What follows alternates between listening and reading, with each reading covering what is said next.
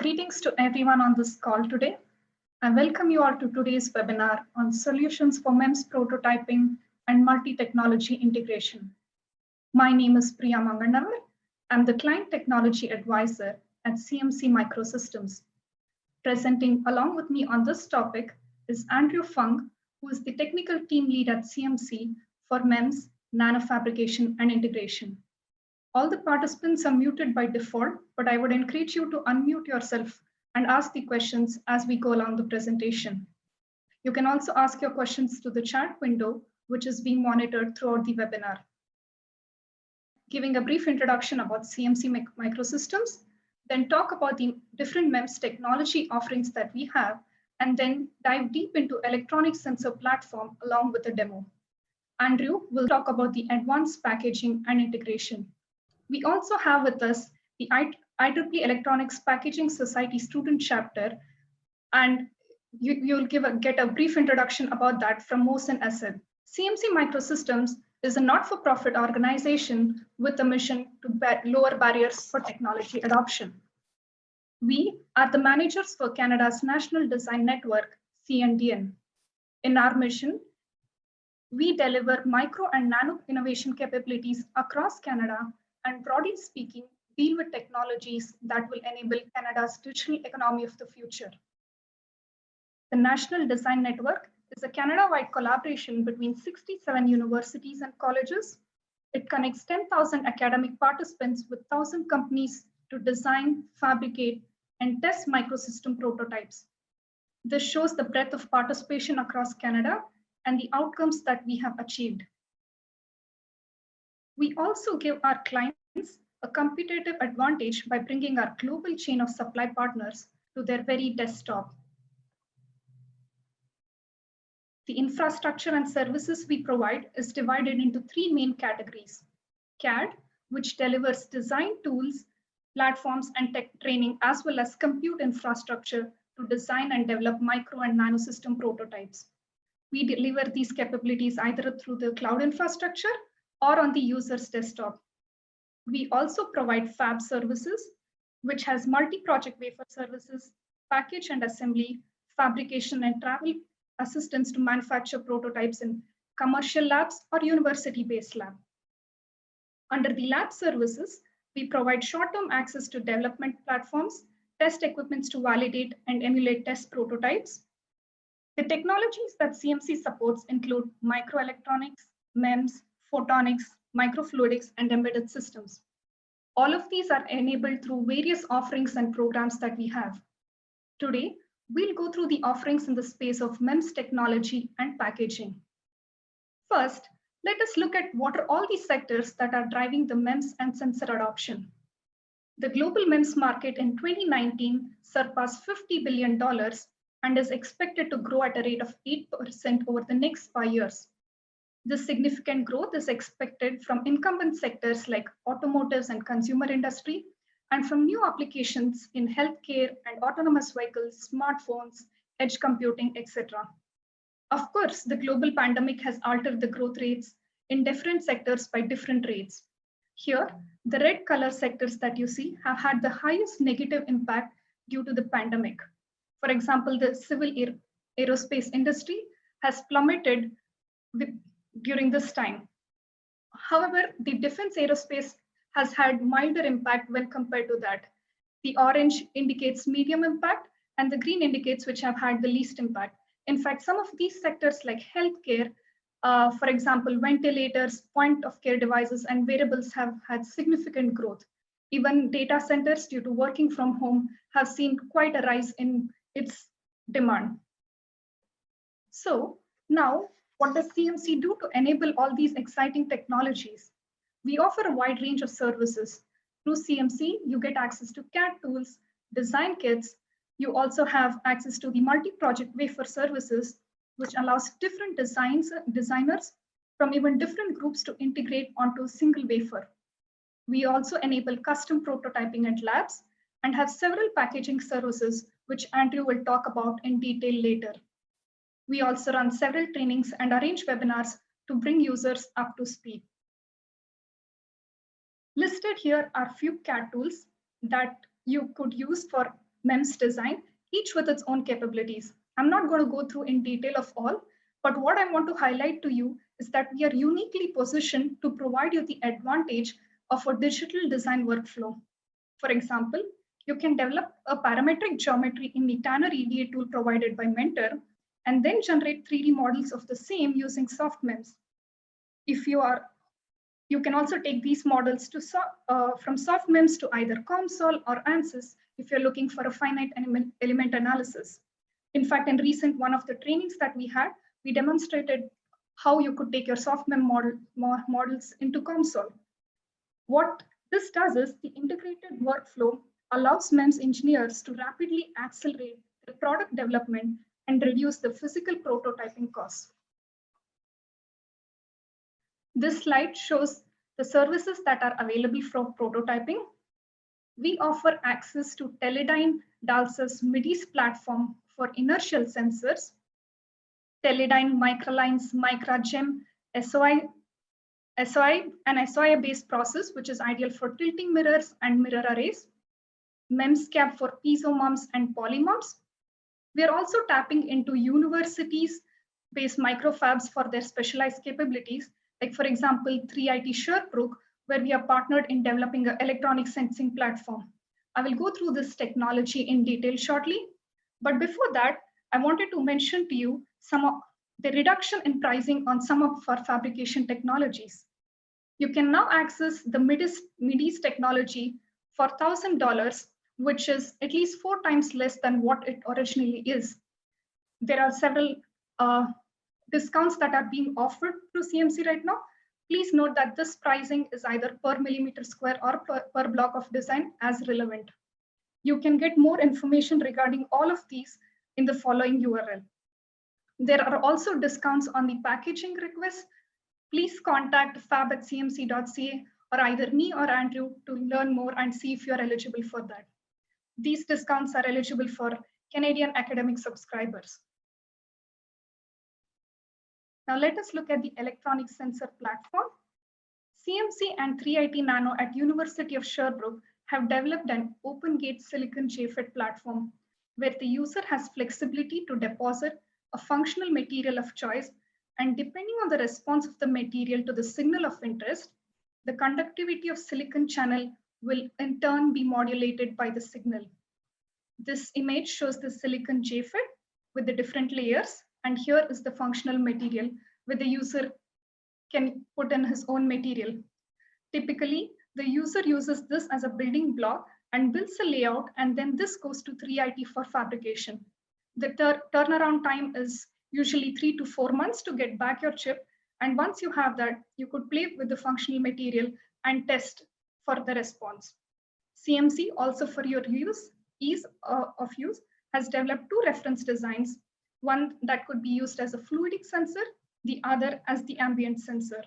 If you want to quickly test an idea, you can always contact us for these chips and do a test prototyping on these. So what are all the applications that you could use them for? The initial origin of this platform was for optical detection using quantum dots as the functional material. In fact, this application led to a Nature publication. More details of that can be found on our website. You can also use different materials like perovskites, nanostructured materials, and polymers as functional materials. We have several groups which are working with us currently in healthcare applications. One of them is working on neutrophil analysis for COVID detection. The other group is using graphene as the functional material to sense pH and insulin, and also as a gas or radiation sensor. Now, with new developments that are happening, we continuously update our design kits and keep them up to date so that people can use the latest that is going on. On the right side, you can see a ceramic pin grid array package that is being developed for the ambient sensor. So here are some Idvd curves for the ambient sensor. This is on a bare chip without any functional material. These are the base curves, and you can see that these are for different channel widths. I will show the layout of this once we go to the demo. So in the design kit, you have access to the user guide, the application note, all the DRC deck and the design rules, and the technology layout through which you can generate your layout. And also the reference designs are included. We also have developed model files in CentOS for your simulation. So the first application that I mentioned to you with the quantum dots, there is an entire simulation available for download in CentOS. When you go to this link, you'll be taken to the page of the electronic sensor platform. There is a description regarding this provided here. And as you go down, you will see, you click on the kit, go in there, just sign in with your CMC account. Once you do, you can download that. That will give you the layout. Below, you also have different documents like the user guide, the application note, and the start guides. I've opened the user guide here. In that, you'll find information regarding the simulation, the fab, the entire process that has been used to make this process flow. And also, it has details about all the layers and information that you need regarding your layout that needs to be done. All right. Priya mentioned, of course, that with MEMS technologies, because typically you have a process that is tied to a particular device, oftentimes researchers need to custom prototype their own research, and often that's done in open access university labs. If that's the case that you're working in, then here's a program that is very suited for that kind of research called the MNT Award. This essentially is a way in which CMC awards a cost sharing program that can take on 80% of fabrication costs awarded through a peer-reviewed system. And this is eligible essentially at any open access university clean room across Canada. And right now there's more than 40 of them that have sort of come on board with this program. To date, more than 600 designs have been supported through this. Feel free to reach out to us if you want to know how you can take advantage of this for your work. If you're working in a clean room, such as the one you see here, then you probably are familiar with the flow of work that's shown on the right. Each step here allows the designer to debug and to turn around and redesign. So there's a rule check. Let's say you can find a bug in your process and go back up, tweak your design. Even if you simulate your device, you can further debug it. But of course, the further along you are in this chain of actions, the more costly a redesign cycle becomes, especially once you start into the lab and physically are pushing wafers through various machines.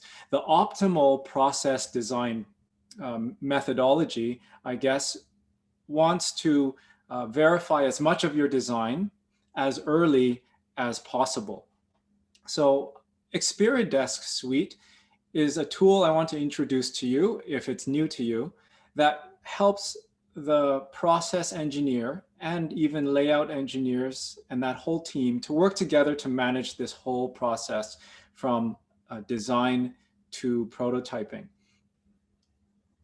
And before I continue on to the last segment of this presentation, I'd like to just ask Brent if you might launch a poll. Here's a poll that should be showing up on your screen now. And the question is, which of the following advantages of a formal process design execution would accelerate your prototyping? So I'm not sure where everyone on the call is joining from. If you use if you do your prototyping in a clean room at all, or if you're more like a fabless kind of design model. But take a moment to fill that out quickly. This is a sort of a technology landscape view from Yo Development to show that the trends arising now in the digital society are driving very distinct kinds of technology development. Specifically, the demand now exists for ever increasing interconnectedness of various objects and various communication devices, right? Of course, this is the trend that we all know of as Internet of Things. Yes, the pandemic has disrupted some supply chain elements and some areas of consumer demand, but it looks like opportunity and demand in other certain areas, other certain market segments are in fact being catalyzed. And Priya alluded to this earlier on. If you think of Internet of Things components, they're small devices, right? They must be very powerful in their function, but they also must be very power efficient. So think about wearables, implanted medical devices, mobile communication devices, and the like. They all have this common need, right? They need very high computing capability, but all of that integrated in itself and integrated with probably a wireless communication channel to connect to the internet. So technology developers are responding to this demand with functionality, a priority on functionality, but also a priority on time to market as you move to the right of this chart. So that's the demand trend, right? But what's happening on the supply side, the supply trend? Well, Moore's law, silicon scaling is becoming increasingly cost prohibitive. And so manufacturers are relying more and more on advanced packaging to push the limits of a given technology node. What that means for suppliers is that more heterogeneous integration is required to implement these key technologies like AI and like 5G. So in response to this increased demand for heterogeneous integration, CMC is developing and growing its portfolio of packaging options. That's what I want to show you next. Now, just to understand heterogeneous integration, I'm going to call on the aid of some heroes, okay? This is something I saw on a presentation by Amcor, but it was so effective at communicating this message, I just had to share it with you. So we're entering this new era of heterogeneous packaging innovation. On the left is a monolithic system, all on one chip that does it all. Fully integrated and can perform every function that's needed by the user. But in today's day, in the market demand I just showed you, this is no longer sustainable. And what we see more of is the team approach on the right. Heterogeneous integration combines multiple unlike technologies. Each one has its own strength, perhaps its own weakness. But when they're assembled as a team, they take you places where an SoC, a system on a chip, probably couldn't take you. Oh, and they also have to operate in a harsh environment, which just happens to be the picture that you're seeing there in New York City. So what does this mean for designer challenges? Well, it means that the chip, the package, and the system that it goes into aren't so independent anymore. In fact, the designers of these various levels have to manage all the multi-physics challenges that arise when you put heterogeneous technology together.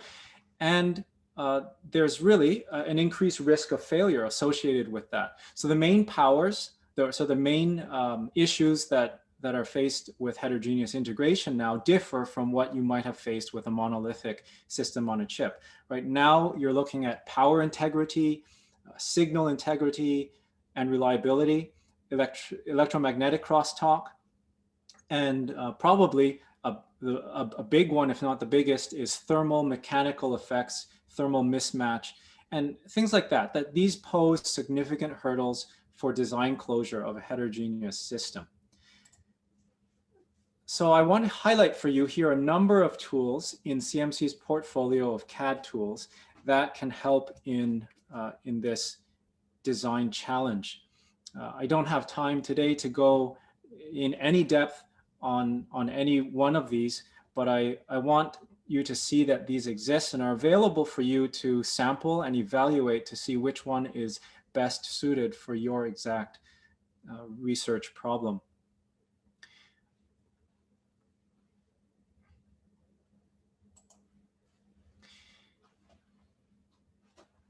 Once the packaging design is complete, then CMC will also help you to access a number and a variety of physical packaging prototypes. And you see a number of them on the right here.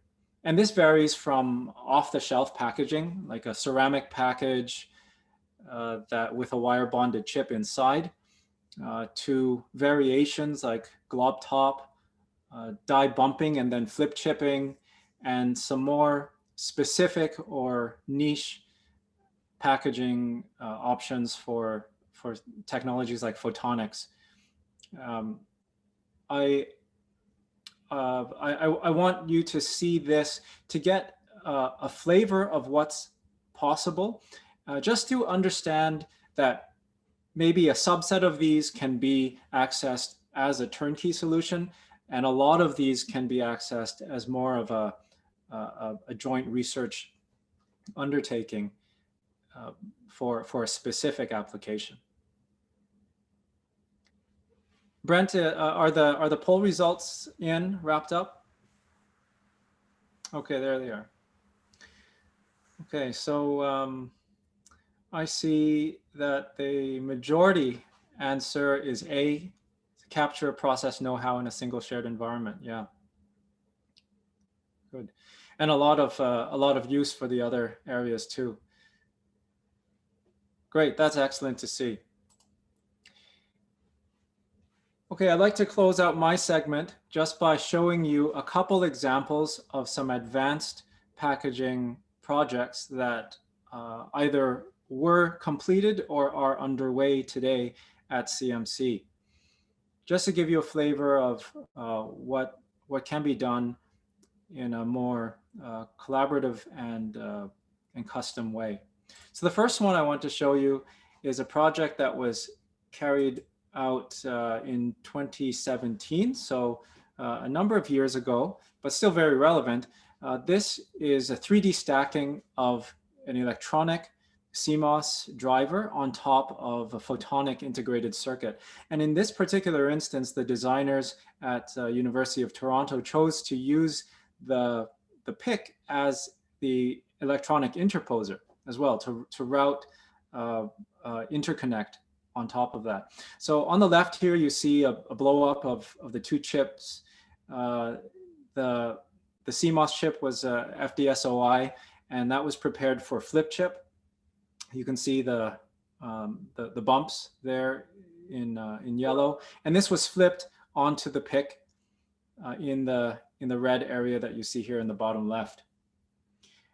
And the finished product you see in these images and the open eye diagrams that resulted from that.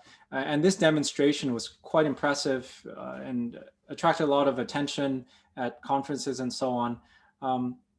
It turned out it was the first 3D integrated transmitter to use a CMOS driver that operated above 40 gigabits per second. And that was quite an impressive achievement.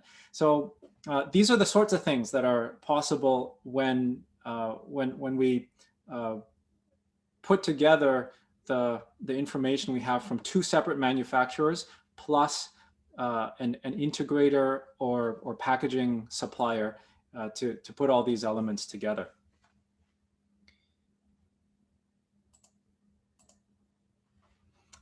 One more project is currently underway for a passive silicon interposer with TSVs, and this is again an interposer technology, but with a through silicon via option. So if you recall earlier, we talked about the drive for high speed and high density integration. Well, wiring density is one of the big issues that is run into on the technical side. When it comes to printed circuit boards, maybe the best efforts can get something like 130 lines per centimeter squared. A silicon interposer you can think of very conceptually as a silicon circuit board, not an organic one, but a silicon one. And because of the silicon processes can define features on a much finer level, you can get easily 5-micron line and spacing resolution for your metal interconnect. And so doing this will achieve a quadrupling of the wire density relative to printed circuit boards. So this particular technology will get you something like 600 lines per layer. Silicon interposers, however, have a very high cost of entry. And if you're the designer of the chip that goes on it, the chiplets, you probably aren't focused on the design of the interposer as well. And so CMC is developing a multi-user interposer platform. And it's based on a substrate that's already arrayed with TSVs, as you see represented in this cross-section. And not all the TSVs have to be used. So if you played with those white electronic breadboards, right? You can think of it like that. You only stick a wire in the hole that you need, and the rest of them just sit there as part of the breadboard. Only the RDLs, the redistribution layers, are patterned to suit you, the designer's chiplets. And that means that we can inventory these tiles. We can pre-manufacture them and inventory them for use. And that reduces the whole cycle time and the cost of accessing this interposer technology. And so the prototyping design cycle will shrink to something like 5 weeks. And that's only the time required to pattern the redistribution layers and to perform the assembly. So the concept that you see here on the left is accommodates component placement both by flip chip and by wire bonding. The preferred method is by flip chip, simply because then you take full advantage of the density savings of using this silicon platform. And on the bottom, we can place different sizes of BGA, depending on what board this mates on, or not place balls at all. Maybe your end use case is just the chips assembled on one side or two sides. For this technology, we already have a user guide and a process design kit. And so here's a summary of the design rules and the design environment, which is made in LEdit, Tanner LEdit, and soft MEMS as well. In 2018, CMC released the design kit with a few reference designs. Here's one of a low energy Bluetooth sensor, so of the kind of sensor for IoT applications, with an early prototype in PCB and then a silicon prototype. And today, R&D is underway to enhance the through silicon vias with one or two variations that would be suited for low temperature.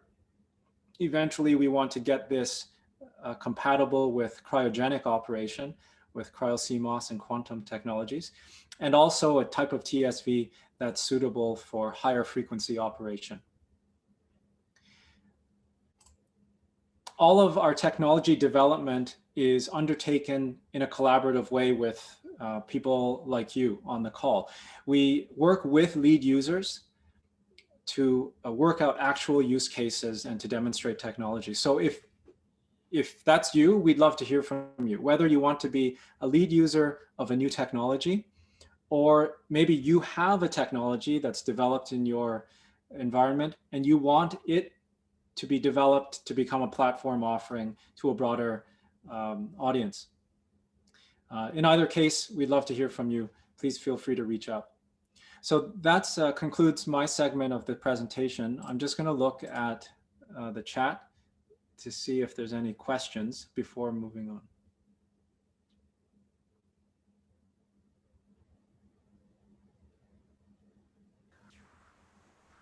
There were some questions about general packaging capabilities and cost estimates.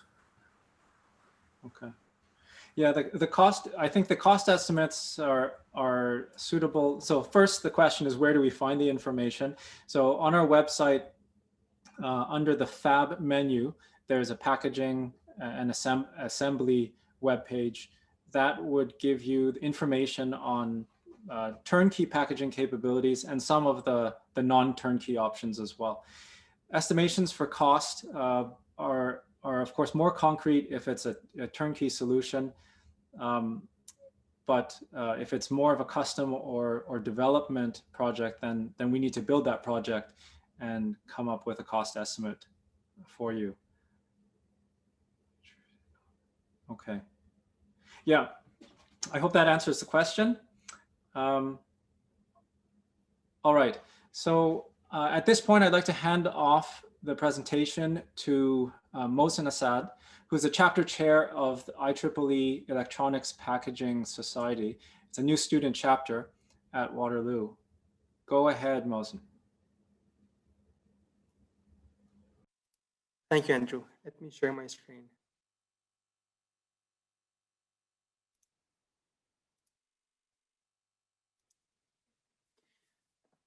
Can you see my screen? Can you see my screen? Yeah, I think yes. Good. Okay, great. Thanks. Hello, everyone. I'm very happy to be here today to talk with you about our goals and our packaging society student chapter at University of Waterloo, and what's exactly our plan, our objectives, and what's the thing that we are going to do at University of Waterloo that may benefit the students, profs, and also someone from outside of university that they want to outreach to students inside, and they want to collaborate with students with access to the facilities at university, but emphasized on the packaging. Andrew had a very nice presentation about the packaging and what might be the future for the packaging. But as you can see here, the packaging almost started at 1970 initially, when die-in-pack, because was introduced, they wanted to sell them and they wanted to send them to different countries, so they have to package them. But it took almost 30 years from the time that die-in package was developed to the time the system and package was developed. So 30 years. And we saw the system and package in different applications. Even right now, we see them in the cell phones, right now in the cameras, and the wearable devices that we have, we are using them every day. But at the 2020, new applications are emerging, like silicon photonics, co-package of the silicon electronics and optics, augmented reality, virtual reality, package and antenna in package, and new applications that they need new knowledge development, they need new tools, that they need more development, further development. And these new applications are driving the activities at universities, between also the researchers. The problem that we had at University of Waterloo, like initially I faced with that, was in my PhD project, I was working on packaging. Like I was integrating gallium nitride, gallium arsenide onto silicon, onto plastic substrate. But during the process development, I had lots of problems, like what's the best metal choice for this one? Like it's gold tin, what's the best temperature? What are the design tools? Yeah. And I was just trying to ask from different students, everyone, they know them. But it was honestly very hard to get information because we didn't know each other, who is working exactly in the packaging. And as you may know, it's very hard to go and knock the industry door and say, can you give me some parameters because of the IPs, because of the secrets that they have? So we had these problems, and like after a while, I approached to other students. So me, CE, Muhammad, Suruj, David, and also Masih, we started to talk to each other, and we realized that if we can make a team, if we can make a community, it gives us a higher chance to get the information that we want. So we can also share the information. So, and also using, relying on a bigger institute like IEEE, it gives us the opportunity to go and knock the industry door and ask the questions from them. So almost in July 2020, we approached IEEE and we said, we are a group of students. We have advisor, Professor William Wang. and we wanted to make Electronic Packaging Society chapter. And it was kind of surprise for them because we have been the first Canadian student group that we wanted to work on packaging. There are lots of research groups in the USA that working effectively and actively on packaging, but for Canadian students and Canadian universities was kind of new for them. So they were very amazed by that, and they started to support us. And effectively, we started IEEE Electronic Packaging, the first electronic student chapter in Canada. So we have a great team that everyone is trying to share the knowledge and helps to disseminate the packaging knowledge from different aspects. For example, Sarush is working on millimeter waves, Mohammed is working on flexible electronic, Masih is working on high speed, C is working on packaging laser diodes and photodetectors onto silicon chips. I'm working on the same areas as C, and Professor Wang is working on heterogeneous integration based on his research that he's done in PhD, and also the research group has in Waterloo. Ari is working on reliability, and Mustafa is very focused on bio. So we have a team that we are almost engaged in different aspects of packaging, and relying on these people that they're interested to also engage other people. We made some objectives for our society. We are trying to expand our community. Right now, we are almost like a few students, like less than 20 students at University of Waterloo that we are interested, but we are open to engage other students from other universities engaged in our programs. So we're trying to expand the community even inside of university. At the same time, the problems that we face too, we are trying to solve them for other students. We are trying to provide the power, the insight, so they see exactly what's happening in the packaging society right now. Who are the guys that they are influencing this roadmap? You know, what are those big companies and what's expectation for the future? So give some insight to students. And if you're very new to the packaging, it takes a long time from you to get your first prototype, to get your first process done. We know that. Because of that, we are trying to provide the educations, the courses, the training that are very focused on the packaging to empower students, to enrich them and makes them ready for the future jobs or future companies or future startups. So we have also a plan for that. Until the time that right now that I'm talking with you, we confirmed speakers from IBM, from Google, from Georgia Tech, from UCLA to cover different packaging applications. So the big enterprises like IBM and Google, so they are very engaged in the packaging to show the students, like for example, Google is not just software engineering, they have also packaging, thermal management team, how big universities like Georgia Tech and UCLA are trying to develop the packaging, and also what's the interest of big research centers like IBM in the packaging field. And except the like big enterprises like Intel, that we have them as a speaker for our chapter, we have also startups invited to our chapters to share their insight and say, like just to share their experience with us, how they started to develop the packaging with new approaches, new tools, and how they made even startups based on those novel packaging approaches. We are also providing the opportunity for Canadian profs. So we have right now one person confirmed from UBC. So the Canadian profs are coming. They are sharing their research plans, their research activities, and what they're doing related to packaging. So it gives them an opportunity to share, and also maybe some interested student approach them for future master or PhD studentship, or if they wanted to have like a joint project. So because we saw that it's really missed, we are trying to also find that loop and add it to our chapter. Accept this insight and inviting these pioneer guys to our chapter. We are planning for some educations with the help of CMC. CMC has a great access to bunch of software, Cadence, NC's, COMSOL, as Andrew said. We are trying to make some very precise plan that covers different aspects of packaging, like RF simulation, what's the effect of the when you're putting some chips and dies together, what's going to be the effect of this one onto electromagnetic behaviors, and also thermal simulations.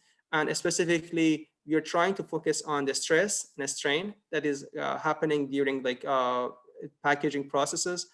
with the help of CMC, we are trying also to provide some courses with the help of these vendors to give you more insight and give you the knowledge that you wanted. So these are mostly the objectives that we are trying to make them during these student like kind of projects at University of Waterloo. And we would be super happy if you just contact us, and if you can help us, if you're going to be part of our community, we are supporting you. For the University of Waterloo, right now we have kind of freedom to pay for the Electronic Packaging Society membership for the first 20 members. And the first 20 members from the University of Waterloo also getting free IEEE membership. So that's something that we are providing to enhance and increase the community and also absorb more students that they're interested in the packaging. That's completely my presentation.